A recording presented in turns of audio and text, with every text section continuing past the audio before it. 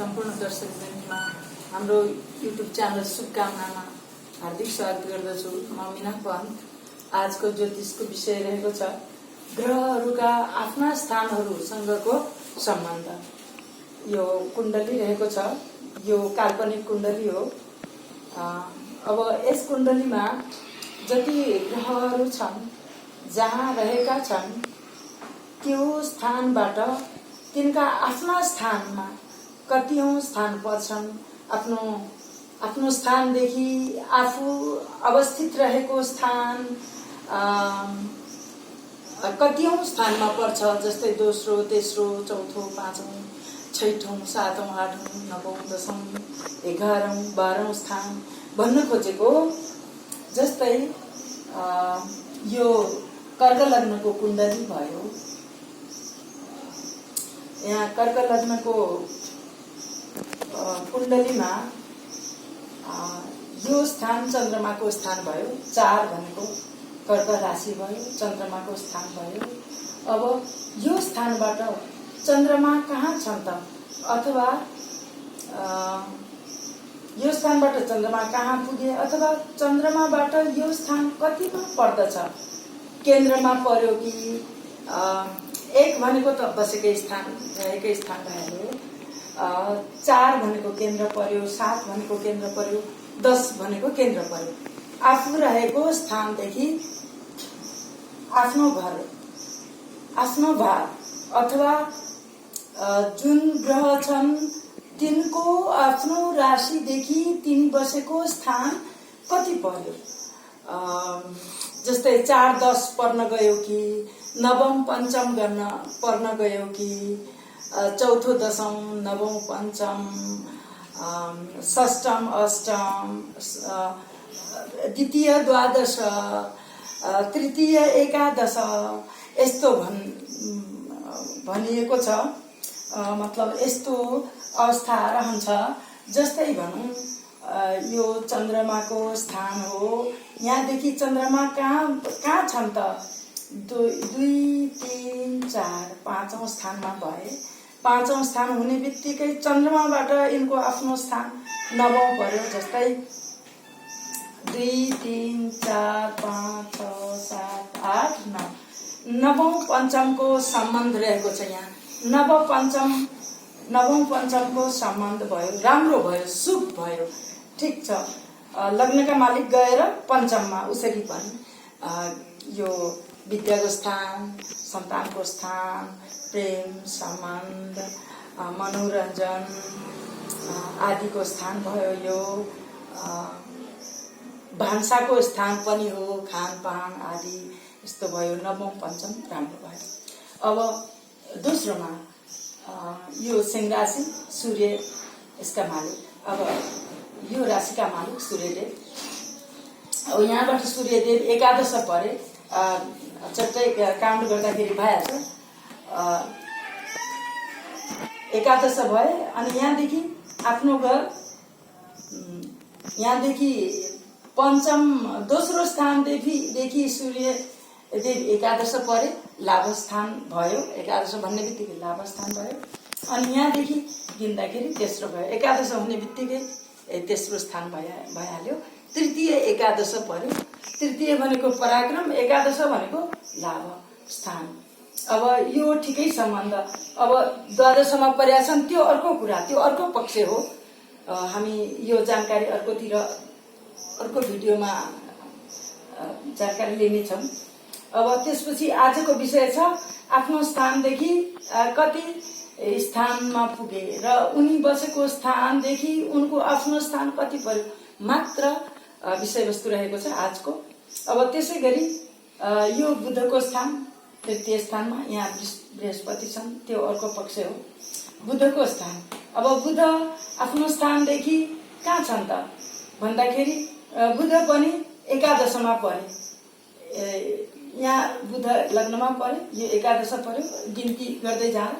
र यहाँदेखि उनको आफ्नो घर तृतीयमा पर्यो। तृतीय एकादश यहाँ पनि यो ठिकै मानिन्छ, शुभ नै हो, लाभस्थान। अनि त्यसपछि अब यो चौथो घर यहाँ तुला राशि भए, अब शुक्रदेव कहाँ छन् त यहाँदेखि भन्दाखेरि ठ्याक्कै 7, 8, दशौं चौथो सम्बन्ध बन्यो यहाँदेखि बुध 10औं स्थानमा, बुधदेखि यो स्थान चौथो भयो, केन्द्र पर्यो, यो राम्रो भयो, यो भनेको राम्रो अवस्था भयो। त्यसै गरी अब यहाँ यो 8 अङ्क छ, वृश्चिक राशि, यसका स्वामी मङ्गल भए र मङ्गलदेव कहाँ छन्? लग्नमा छन्। यहाँदेखि 9औं परे मङ्गलदेव, यहाँ 7 भयो, 8, 9, 9औं पञ्चमको सम्बन्ध भयो। यो ठिक छ, यसलाई पनि राम्रो सम्बन्ध मानिन्छ। अब अरू पक्षहरू पछि भन्छौँ। त्यसपछि यस्तै गरेर यो 9 अङ्क भनेको धनु राशि भए, बृहस्पति देव यसका मालिक भए। बृहस्पति देव फेरि यहाँदेखि 10औं चतुर्थको सम्बन्ध बनेको छ, 7, 8, 9, 10। बृहस्पति देव यहाँ छन्, केन्द्र परे, आफ्नो स्थानबाट केन्द्र परे। बृहस्पतिको यो आफ्नो स्थान केन्द्रमा परे, चतुर्थ स्थान, राम्रो सम्बन्ध भयो। त्यसपछि यो भयो मकर राशि, यसका स्वामी शनिदेव, शनिदेव आएर फेरि पञ्चममा छन्। यो पनि तृतीय एकादशको सम्बन्ध भयो, एकादश तृतीयको सम्बन्ध भयो। यहाँदेखि एकादश, यहाँदेखि तृतीय, पराक्रम राम्रो भयो। त्यसपछि यो पनि शनिदेवको घर भयो, अष्टम स्थानमा 11, कुम्भ राशि। यहाँदेखि फेरि 10औं चतुर्थको फेरि सम्बन्ध भयो, केन्द्र पर्यो, आफ्ना स्वामी केन्द्रमा पर्यो, राम्रो भयो। त्यसपछि यो यस्तै यो भयो 12 अङ्क, मीन राशि, यसका मालिक गएर बृहस्पति देव यहाँ छन्, झन् सप्तम पूर्ण दृष्टि भयो, झन् राम्रो भयो। आफ्नै घरमा भाग्यस्थानमा बृहस्पति देवको पूर्ण दृष्टि, यो सप्तम भनेको केन्द्र पर्यो, राम्रो भयो। त्यसै गरी अब यो कर्मस्थान, यहाँका मालिक फेरि मङ्गलदेव, यहाँ पनि फेरि 2, 3, 4 चतुर्थ दशमको सम्बन्ध बनेको छ, केन्द्र परेको छ, यो राम्रो भयो। त्यसै गरी यो लाभस्थान 2 अङ्क, वृष राशि, स्वामी शुक्र। अब शुक्र फेरि तृतीय एकादशको सम्बन्ध बन्यो, उसरी पनि एकादशको स्वामी लग्नमा जानु राम्रो पक्ष हो, यो पनि राम्रो भयो।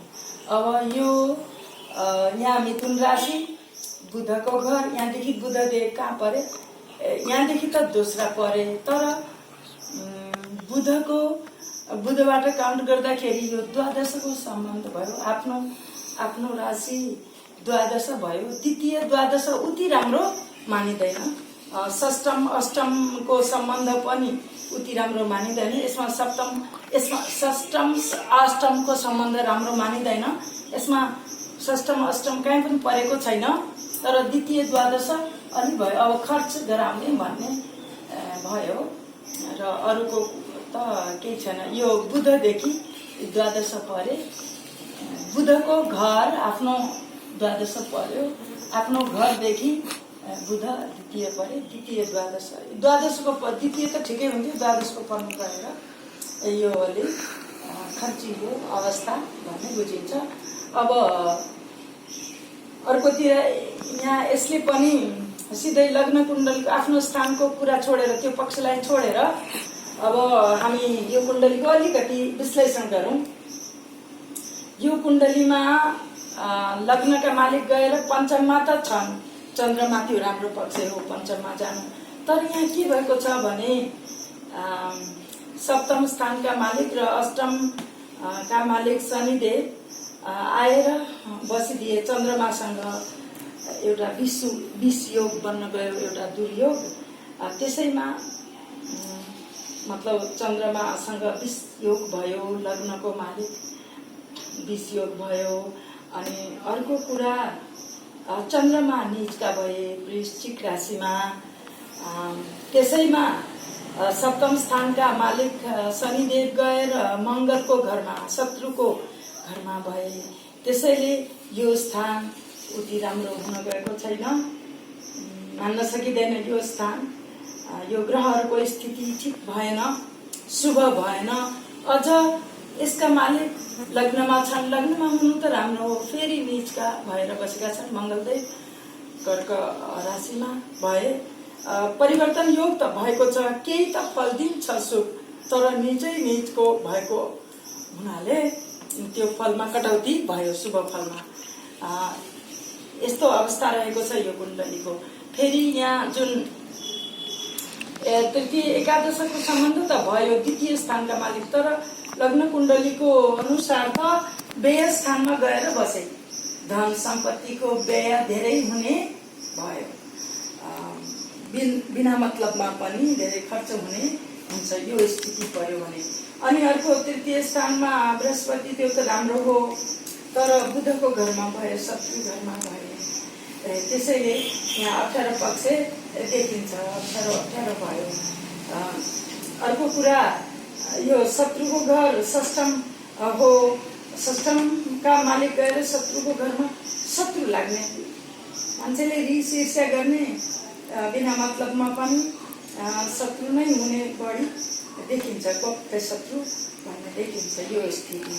अब चतुर्थ स्थान राहु भयो, हुन त तुलाका भए मित्र नै हुन् मित्र घरमा, तर अब चतुर्थ स्थानका राहु यो त सुखको स्थान हो, घर परिवार आफ्नो सम्पूर्ण ऐस आरामको त्यहाँ राहुदेव भए, त्यो पक्ष राम्रो भएन। फेरि अर्को पक्ष यहाँ के छ भने शुक्रदेखि चतुर्थ स्थानमा यदि राहु छन् भने पत्नी वियोग गराउने यस्तो देखिन्छ। अब यहाँ दुईटा दुर्योग भए, एउटा त शुक्रदेखि लग्न कुण्डलीमा चतुर्थ स्थानमा राहु भए, जुनसुकै स्थान होस् शुक्रदेखि चतुर्थ राहु फलदीपिकामा नै उल्लेख गरिएको छ। हुने बित्तिकै पत्नी सम्बन्धी वियोग, पत्नी मरण इत्यादि भनेर भन्छ। र उसैमा पञ्चम स्थानमा चन्द्रमा र शनिको दृष्टियोग भयो, त्यसैले पनि यो प्रेम सम्बन्ध हुन्छ, घर परिवारको सम्बन्ध हो, सन्तानको हो। यो विषयोग यसको कारणले सन्तान हानि हुने या मिसक्यारेज गर्भपतन हुने पनि मानिन्छ र यस्तो यस्तो योग। त्यसै गरी अब नवौं स्थानको भनिसके मैले। अब दशौं स्थानका मालिक शनि गएर पञ्चममा छन् र उसरी के भनिन्छ भने दशौं स्थानका मालिक पञ्चममा जानु, फेरि पत्नी विदुषी पाइने यो पनि भनिएको छ, समझदार पाइने भनिएको छ। तर शनिको दृष्टि त भयो नि, आफ्नो घरमा भए पनि पाप ग्रहको दृष्टि भयो, त्यसपछि माथिबाट मङ्गलको पनि दृष्टि भयो, त्यसैले अलिक कडा कुण्डली भयो, घर गृहस्थीको लागि उति राम्रो भएन। त्यसपछि यो अब अष्टम स्थानका मालिक शनि छन्, चन्द्रमासँग हुन त आयुलाई घटाउने योग परेको छ, किनकि शत्रुको घरमा भए। अब सँगै लग्नका मालिक पनि हुनाले केही यसमा सकारात्मक पक्ष देखिएका छन्। अब भाग्य स्थान हो यो, यहाँ बृहस्पतिले आफ्नो घरलाई हेरेको भाग्य अब राम्रो मानिन्छ, कर्मफल पाइने त्यस्तो भएको छ। त्यसपछि यो कर्मस्थान भयो, कर्मस्थानका मालिक अब केन्द्रको सम्बन्ध बनेको छ, त्यसैले मङ्गलले ठिकै छ, कर्म धेरै गर्ने, मेहनती हुने भनिएको छ। उसरी पनि मङ्गलदेवको गुण नै हो आफ्नो धेरै मेहनत गर्ने। अनि यो भयो लाभस्थान, यसका मालिक शुक्रदेव गएर लग्नमा छन्, तृतीय एकादशको सम्बन्ध भयो, उसरी पनि यो एकदम राम्रो पक्ष भयो, पैसाको आय स्रोतको लागि धेरै राम्रो भएको छ।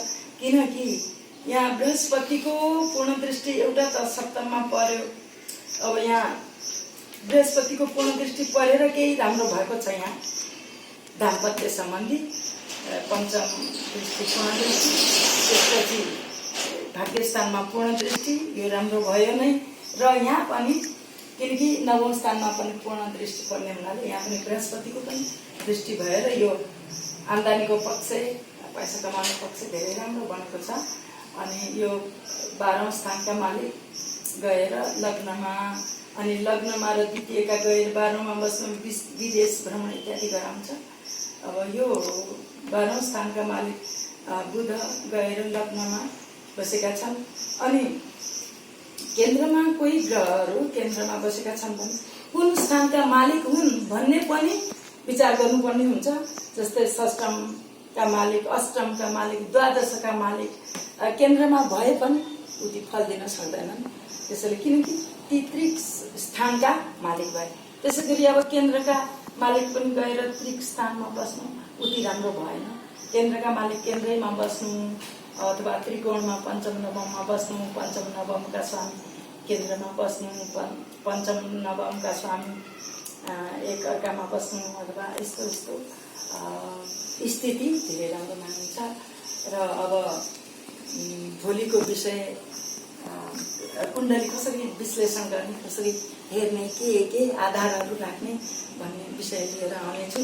आजलाई यति नै। भिडियो हेरिदिनु भयो, धेरै धेरै धन्यवाद। लाइक सब्सक्राइब गरेर बेल आइकन थिचिदिनु हुनेछ, सक्दो सेयर गरिदिनु हुनेछ। नमस्कार।